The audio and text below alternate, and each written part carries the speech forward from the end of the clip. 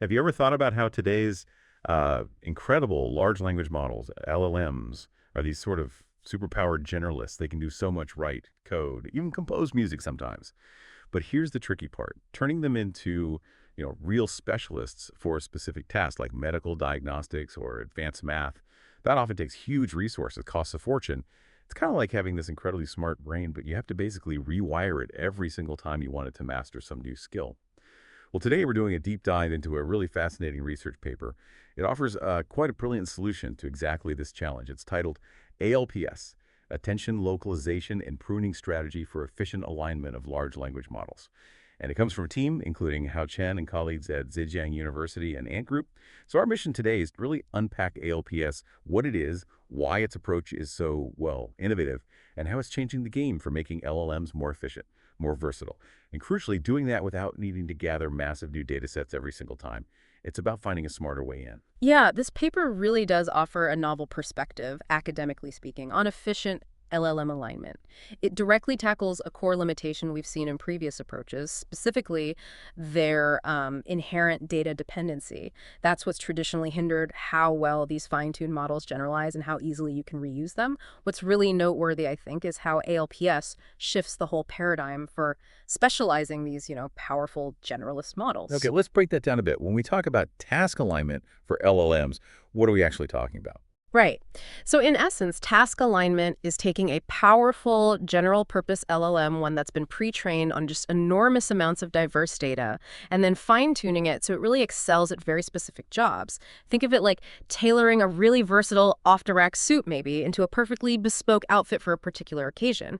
These jobs could be anything from generating accurate legal code, solving complex math problems, assisting in medical diagnostics, even really niche stuff. The goal is basically to give the general model the precise knowledge and behaviors it needs to drastically improve its performance on that one specific task. And that tailoring process, traditionally, that's been the real bottleneck, right? Super expensive, super time consuming. Absolutely. Yeah, this alignment process is notoriously resource intensive. It demands a huge amount of effort just to build those specialized high quality instruction data sets for the training. And critically, the computational demands just exacerbate the costs massively. Training or fine tuning these, frankly, colossal models needs immense processing power, lots of time. It's a major hurdle. So, okay, people tried to make this more efficient before, maybe using less data or activating only certain parts of the model. Yeah. But if I'm getting this right, those earlier attempts, even if well-intentioned, they kind of hit a wall. What were the limitations? That's a really key point. While, yes, many previous methods did try to localize task-specific bits like attention heads or parameters, they typically relied on what we call data-driven activations. So they basically looked at which parts of the model seemed most active or important while it was processing specific task data. Okay. The problem was this inadvertently introduced a really strong data dependency. The important heads identified were really specific to the data set used to find them, and that hindered their generalization to new data sets. Complicated reuse even for similar tasks. They were still tied to the data, which limited their broader utility. That's exactly the problem ALPS is designed to solve, and it does it with a genuinely novel approach. Right. So if those data-driven ways had this fundamental flaw, how does ALPS get around it? What's the secret sauce here? So ALPS, the Attention Localization and Pruning Strategy, it represents a pretty significant academic breakthrough because its core innovation doesn't rely on those data-driven observations at all. Instead, it pioneers an approach using the model's internal weight parameters themselves to find the task-sensitive attention heads. It's a real shift in perspective. Drawing inspiration from earlier work like Vojta et al., ALPS basically proposes that the intrinsic functionality of these weight parameters, learned during that massive pre-training, already encodes task-relevant information. Which means ALPS can identify these critical parts without needing new task-specific data just for the identification step. It's looking at a deeper, more structural level of the model's knowledge. That's a really neat idea. So if we think of attention heads like, I don't know, different experts inside the LLM, each focusing on different bits of info or understanding language differently, ALPS is basically about finding the specific experts crucial for a certain task, letting them do the heavy lifting, while the others can, I guess, rest or be frozen to save resources. Is that roughly it? Precisely, you've nailed it. It allows for a much more targeted, much more efficient fine-tuning process because you're not trying to retrain the entire, team of experts when maybe only a handful are actually relevant to the new task. Makes sense? So how does ALPS actually do this? The methodology is quite elegant, really, split into two main stages. First, localizing task-sensitive attention heads, and second, pruning non-critical heads during task alignment. Yeah, let's dig into stage one. Localizing. This is where the core academic innovation really is. ALPS introduces something called the Parameter Alignment Distribution Score, or SBE. Its foundation is based on the Wasserstein-1 distance. That's a mathematical metric. Goes back to Wasserstein in '69, widely used in areas like optimal transport theory. Okay, Wasserstein distance. Yeah. And what the SBA score does is it quantifies the variation, the change in an attention head's parameters between different tasks. So imagine you have the base version of an attention head, its state after pre-training, and then a task fine-tuned version adapted for a specific job. SPAD measures how much their internal probability distributions of weights have actually shifted or changed to adapt to that task. So it's kind of like seeing how a landscape, maybe it's hills and valleys, changes after some force the task has reshaped it, like those 3D plots in the paper showing the head parameters literally shifting. That's a perfect analogy, actually. You're visualizing that shift in the parameter distribution space. And crucially, this is why Wasserstein-1 distance is better here than other metrics like, say, Kullback-Leibler, KL divergence, which some previous methods might have used. Why is it better? Well, the paper points out that Wasserstein-1 distance is particularly sensitive to even subtle but significant shifts. It measures the cost of moving one distribution to match the other, and it scales linearly with how big that shift is. KL divergence, on the other hand, scales quadratically. This quadratic scaling can mean it might underemphasize small but important changes, or it can even become unstable for certain types of distributions. Ah, I see. So ALPS's choice of Wasserstein-1 gives a more robust, more accurate measure of how much an attention head has really specialized for a task. That's a key academic contribution, allowing it to pinpoint the critical heads with more precision. Okay, so that's stage one, finding the important heads using the SPAD score and Wasserstein distance. What's stage two? Pruning. Exactly, stage two, pruning. Once SPAD identifies the top K most sensitive heads, they use the top 10% in their experiments. For example, ALPS then restricts the attention training updates only to those specific heads, all the remaining heads. They get effectively frozen during the fine-tuning process. Their gradients or masks set to 0 so their parameters don't change anymore. That sounds incredibly elegant, just freezing what's not needed. And it's must dramatically cut down on optimization redundancy, right? You're not wasting compute cycles on parts that aren't critical for this specific job. But, quick question, when you freeze parts of such a complex system, are there any potential downsides or edge cases to worry about, even if it works well generally? That's a really good question, and it touches on a common worry in fine-tuning. One major risk, especially with full fine-tuning on smaller data sets, is something called catastrophic forgetting. Right, where it forgets general stuff. Exactly. The model forgets the general knowledge it learned during its huge pre-training phase. But ALPS, by precisely freezing those non-sensitive heads, actually mitigates this problem. It ensures those non-sensitive heads hold on to their broad pre-trained knowledge without interference. And, crucially, it also reduces the risk of overfitting to the smaller, task-specific dataset.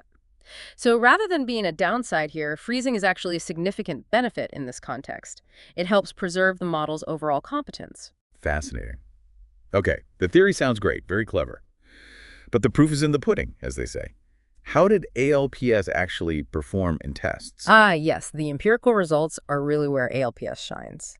The researchers tested it thoroughly on the Llama 3 series models, the 1B, 3B, and 8B parameter versions across different task types, general tasks, math problems, and coding. And the results? Pretty compelling. ALPS consistently outperformed all the baseline methods they compared it against. Get this. ALPS updates only 10% of the attention parameters during fine-tuning, just 10%. Yet despite this massive reduction in trainable parameters, it didn't just match performance. It actually achieved, on average, a 2% improvement over the baselines. For the 1B model specifically, it was a 2.75% improvement over standard full fine-tuning. That's not just efficiency, that's getting better results with less work. It's quite remarkable. And the efficiency gains themselves are truly significant. The paper showed a drastic reduction in training time. For instance, that Llama 3.2 1B model, its training time plummeted from just over 2 hours for full fine-tuning down to only 0.4 hours with ALPS. Think about that. Oh, For anyone actually working with these models day to day, that translates directly into huge cost savings and incredibly faster iteration cycles. yeah. You could prototype maybe 5 ideas in the time it used to take for just one. That's game-changing speed.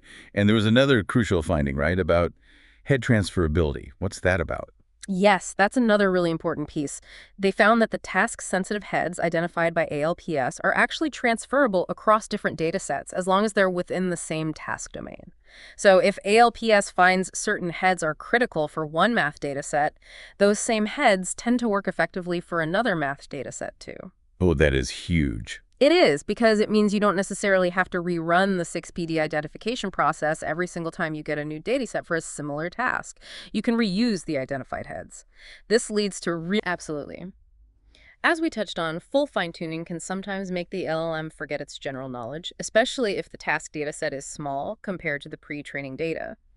By limiting updates to just that small fraction of sensitive heads, ALPS does a much better job of preserving the general knowledge stored in the frozen parts. It actively mitigates that knowledge forgetting and reduces the risk of the model just overfitting to the specifics of the smaller task dataset. It helps maintain the model's broader capabilities while still specializing it effectively. And you can actually see this in the paper, right? The heat maps they included. Exactly. Those heat maps are quite illustrative. They visually show which heads ALPS identifies as important for different tasks. You can see some heads are critical across multiple tasks. They call this partial head sharing. But then others are highly task-specific. Math problems, in particular, seem to rely on a very distinct set of heads.